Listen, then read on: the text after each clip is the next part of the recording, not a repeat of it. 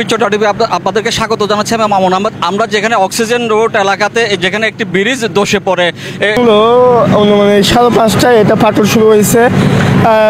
Completely 6টা অথবা 6টা 20-এর দিকে ফুল ভেঙে গেছে আর গাড়ি চলাচল করতে পারতেছে না। অতি শীঘ্রই মাত্র আমরা যারা এখানে ড্রাইভার আছি, আমরা টেম্পো চালকরা আমরা যারা আসছিলাম, আমরা অনেকে গাড়ি বের করছি।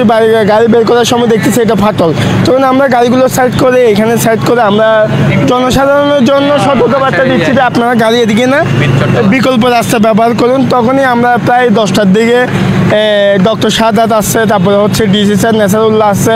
ওনারা পরিদর্শনকালে অনেকে আশা দিয়েছে, কিন্তু এই ঘটনাটা প্রায় মানে 6 থেকে 7 মাস আগেই করার অনুরোধ ছিল। আমার কাছে আজকের মতো এই ছিল আপডেট। চট্টগ্রাম অক্সিজেন মোড় থেকে মামুন আহমেদ, বীর চট্টলা টিভি।